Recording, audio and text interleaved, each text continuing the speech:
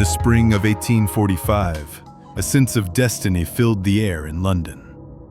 The British Empire was at the absolute zenith of its power. Its ships ruled the waves, its maps covered the globe. But one final prize remained elusive. One last stubborn blank space on the map of the world: the Northwest Passage. A fabled sea route through the icy labyrinth of the Arctic, connecting the Atlantic to the Pacific. To conquer it would be the ultimate triumph of man over nature. And for this monumental task, Britain did not send just any expedition. They sent the best. 2 ships, HMS Erebus and HMS Terror. Their names were a warning to their enemies, but a promise of strength to the empire. These were not mere wooden vessels. They were technological marvels. Their hulls were reinforced with iron plates to crush the ice. They carried steam engines to push through frozen channels, and their holds were packed with enough canned food, enough coal, enough hope to last for 3 years. And at their helm was a living legend. Captain Sir John Franklin, a hero of Trafalgar, a veteran of the Arctic, a man who embodied the very spirit of British resolve. This was not an expedition of doubt. It was a victory lap planned in advance. As they sailed down the Thames, cheered on by thousands, no one could have possibly imagined the truth: that these perfect ships and their 129 invincible men were sailing not towards glory, but towards a ghost story. The silence. The last time any European saw the Erebus and Terror was in late July 1845. A whaling ship, the Prince of Wales, spotted them in Baffin Bay on the edge of the known world.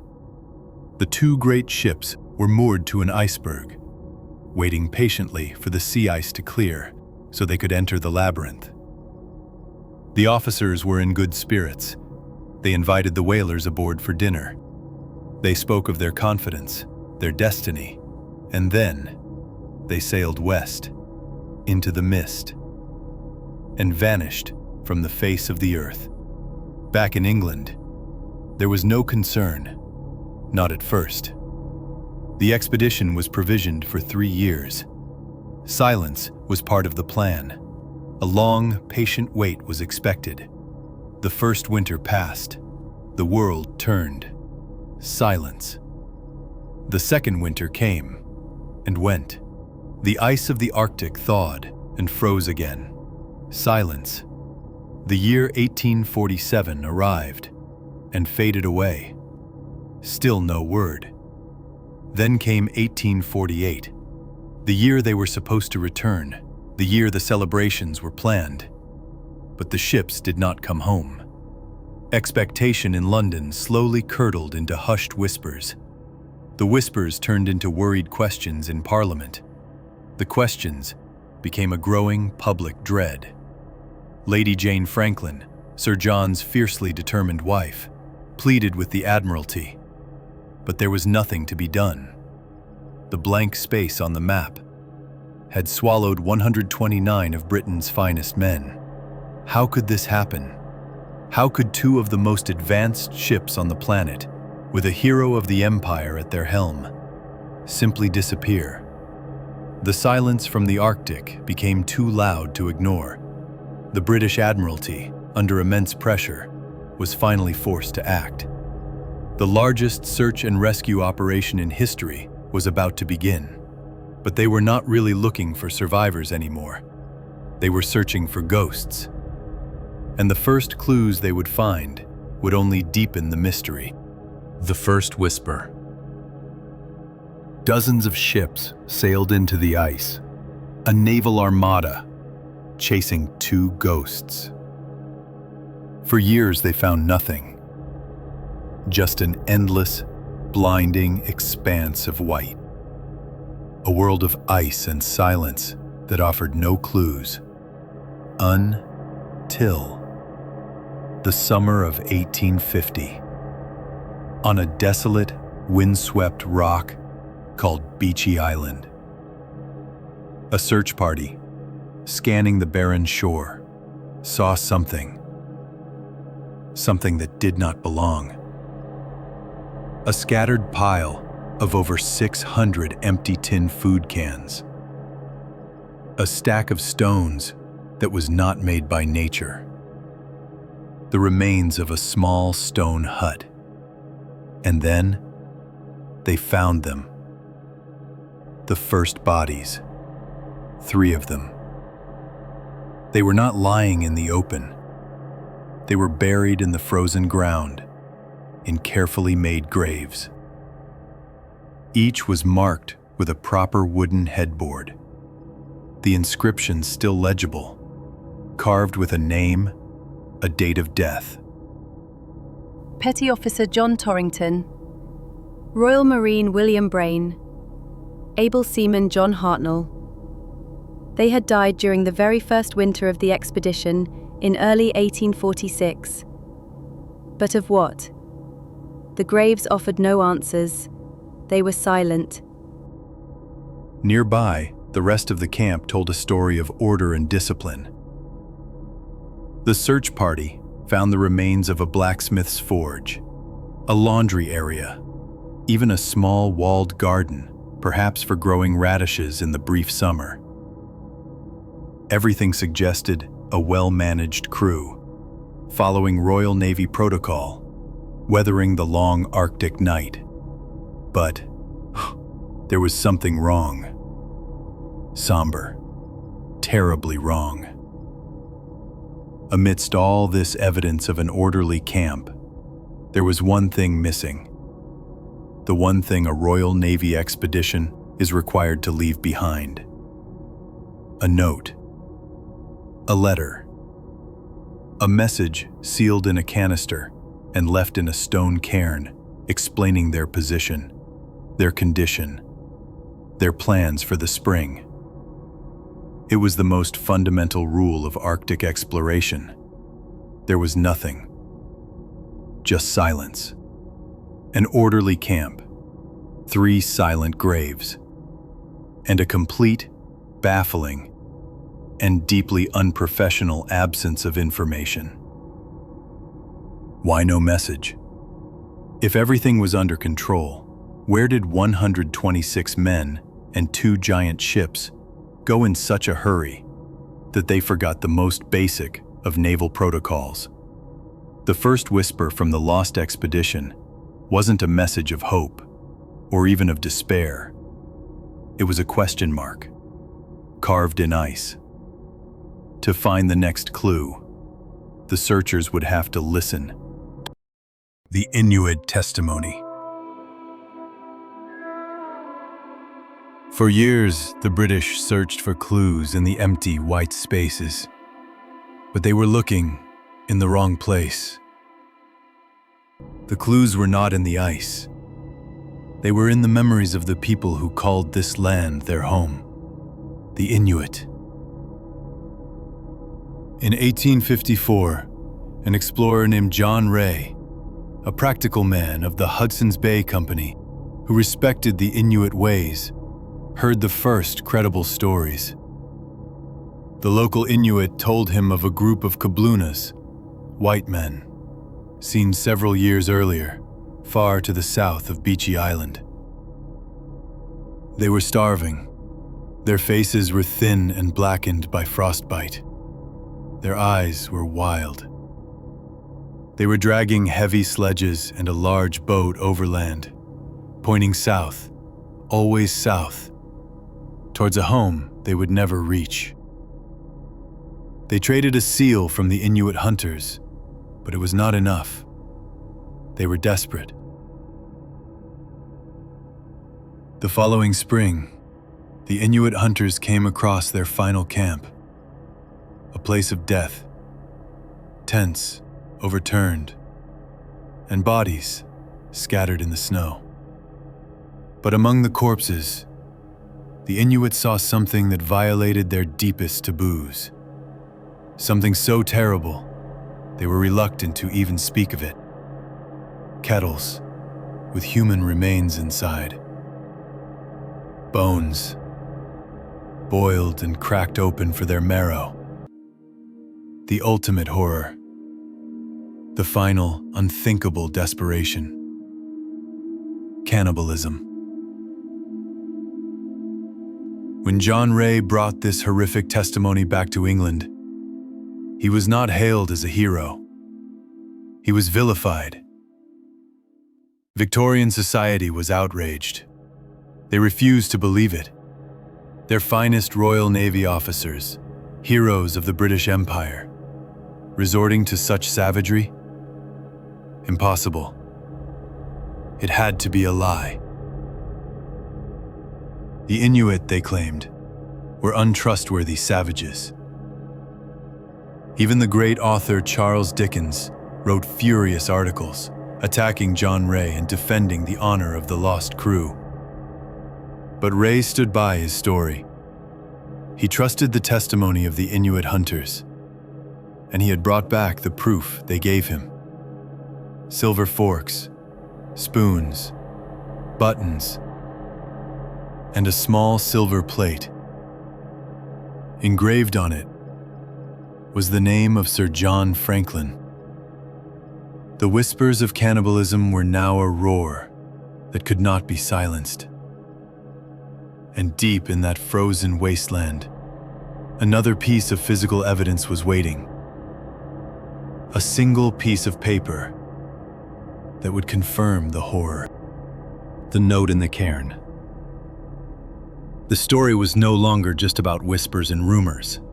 The searchers now had a location, a trail of death leading south. In 1859, a search party led by Captain Francis McClintock landed on the desolate shores of King William Island, the very place the Inuit testimony had pointed to. And there, under a man-made pile of stones known as a cairn, they found it. The Rosetta Stone of the Franklin expedition. A single, standard-issue Royal Navy form, sealed in a metal cylinder. It contained 2 messages. The first one, written in a neat, confident hand, was dated May 28, 1847. It reported that the ships Erebus and Terror had wintered in the ice off this very coast, after having spent the previous winter at Beechy Island. The note was signed by an officer, and at the bottom, it stated their condition in 3 simple words. All well. It was a standard report. Professional, calm, exactly what you would expect from a British naval expedition. Matter-of-factly, all well. A message of routine and control. But then, McClintock saw something else. Scrawled hastily in the margins of the very same document, squeezed into the empty spaces, was a second message, written almost a full year later. In a different, more desperate hand. The date was April 25, 1848. The message was a timeline of a catastrophe. The ships had been trapped in the ice for a year and a half. Since September of 1846, Sir John Franklin had died. On June 11, 1847, 24 officers and men were dead. The survivors, 105 souls, had abandoned the ships 3 days earlier. They were now under the command of Captain Crozier, and they were attempting to walk south to a place called Back's Fish River. This single piece of paper was a tombstone. It confirmed the date of Franklin's death. It confirmed the hopeless abandonment of the ships. It confirmed the crew was walking towards their doom, to the exact place the Inuit had seen them. And it contained a chilling, tragic irony. The first message, declaring all well, was written just 2 weeks before their commander, Sir John Franklin, would die. But the note also created terrifying new questions. What could have killed a hero like Franklin and 23 of his experienced men so quickly, while trapped in the relative safety of their ships? And what terrible affliction was spreading through the crew that would eventually lead them to the horrors the Inuit described? The paper trail had gone cold. To find the next answers, investigators would have to turn to a different kind of evidence. evidence written not on paper, but in the very bones of the dead. The science of the damned. Quote, "The case of the Franklin expedition remained frozen in time for over a century, trapped between fact and rumor. Then, in the 1980s, a new kind of detective arrived on the scene, the forensic anthropologist. Armed not with maps, but with scalpels and microscopes, their first act was to return to the beginning, to the 3 lonely graves on Beechey Island. In 1984, a team of scientists received permission to exhume the bodies. Frozen for 138 years in the permafrost, the remains of Petty Officer John Torrington were almost perfectly preserved. The world stared, transfixed, at the face of a sailor from the past, his eyes half open. And when scientists analyzed his tissues, they found the first clue to the crew's undoing. Lead. Extremely high levels of lead. Enough to cause severe physical and mental decay. The source? The expedition's cutting-edge food supply. Thousands of canned goods, sealed hastily and cheaply with lead solder, which then leach slowly into the food. Lead poisoning doesn't kill quickly. It is a slow, insidious poison. It causes weakness, paranoia, confusion, delirium. The men weren't just fighting the cold of the Arctic. They were being poisoned from within. Their own food was turning them into madmen. But the lead was only part of the horror. Analysis of other bones, found scattered across the desolate shores of King William Island, revealed another, more ancient killer. Scurvy. The ancient plague of sailors. A horrific disease caused by a lack of vitamin C, which makes the body literally fall apart. Gums rot, old wounds reopen, and the mind descends into depression. And then, on those same scattered bones, scientists found the final, irrefutable proof, something that settled the century-old debate once and for all. Cut marks. Dozens of them. Small, precise, unmistakable knife marks on the joints, the ribs, and the skulls. Marks that were not made by scavenging animals, but by desperate men, using their standard-issue Royal Navy knives to butcher the bodies of their fallen comrades for food. The Inuit had been telling the truth all along. Victorian England's greatest heroes had been reduced to the final taboo. So now we have the full, horrific picture. A crew slowly going mad from lead poisoning, their bodies disintegrating from scurvy. Lost in a frozen hell, they resorted to the unthinkable to survive, just a little longer. But this terrible diagnosis only makes one part of the mystery even stranger. What happened to the ships? The 2 technological marvels that were supposed to be their sanctuary? For another century and a half, the ocean would keep that secret, until now. The sunken ghosts. For over 160 years, the Erebus and Terror were more than just shipwrecks. They were legends, the holy grail of maritime archaeology, the ghosts of the Arctic. But in the 21st century, the search began again, this time with new tools the Victorians could only dream of. Side-scan sonar that could map the ocean floor, autonomous underwater vehicles that could search for weeks on end. And this time the searchers had something else, something the old explorers had foolishly ignored. The oral history of the Inuit, now treated not as rumor, but as a vital, historical map, passed down through generations. Year after year, the new search continued, the vast, empty ocean floor revealing nothing. Until one day, in September 2014, an image appeared on a sonar screen, A dark shape where there should have been only sand and rock. A shape that was unmistakably a ship. They had found her. HMS Erebus, Sir John Franklin's flagship, sitting almost perfectly upright on the seafloor, just 11 meters below the freezing surface. A small robotic submarine, an ROV, became her first visitor in over a century and a half.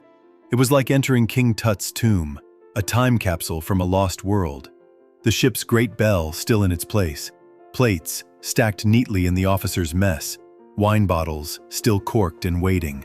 A world perfectly preserved in the dark, freezing water. The mystery was half solved. But where was her sister ship? Where was HMS Terror? 2 years later, acting on a tip from an Inuit ranger, the search team found her. And her condition was beyond belief. HMS Terror was pristine. Her 3 masts, though damaged, were still standing. Her bowsprit was intact. Glass was still in many of the window panes. She looked as if she could set sail tomorrow. Through the windows, the ROV's cameras could see inside. Shelves with plates and cans still sitting on them. Bunks with drawers closed. A world frozen at the exact moment it was abandoned. The ghost ships had been found. 2 of the greatest puzzles in maritime history solved. But these perfectly preserved ships, these silent, sunken tombs, raise one final haunting question. If the ships were this well preserved, this secure, why did the survivors leave them? Why did 105 men choose to walk to their certain deaths on the ice, instead of staying with their only sanctuary in that frozen hell? The ships have been found, but the story is not over. The unanswered question. This is the final mystery. The last ghost in this long, cold story. Why abandon the ships? Why leave the ironclad hulls, the stockpiles of tools, the only real shelter for hundreds of miles, to walk out into a frozen hell? We can speculate. We can theorize. Perhaps the lead poisoning had finally clouded their judgment beyond all reason. Perhaps the horrors of scurvy and the endless darkness of a third winter in the ice made them believe that any action, even a suicidal march south, was better than passively waiting for a slow, agonizing death. Perhaps the ice that had imprisoned them for nearly 2 years had become a psychological prison they simply had to escape, at any cost. Perhaps it was all 3. But maybe the answer is simpler and more tragically human. Hope. The irrational, desperate, and powerful hope that the next hill might reveal an open sea, that a rescue ship was just beyond the horizon. The hope that keeps a person walking, long after their body has told them to give up. It may have been this hope, not madness, that ultimately led them from the relative safety of the ships and sealed their fate on the ice. We will likely never know the full truth. There was no final diary found, no last survivor to tell the tale. The only true witnesses are the ships themselves, Erebus and Terror. Today, they sit in the dark, cold water, perfectly preserved museums of despair. Their cabins are filled with the personal belongings of the men who left them behind. Scientific instruments, books, photographs of wives and children they would never see again. They are silent monuments, not to the glory of empire or the triumph of discovery, but to the terrifying power of the natural world and the fragile line between order and chaos. The story of the Franklin expedition is not a simple tale of heroes. It's a ghost story, a cautionary tale whispered on the Arctic wind. And it reminds us that for all our technology, for all our pride, when the ice closes in and the long silence falls, we are all just a few steps away from the darkness.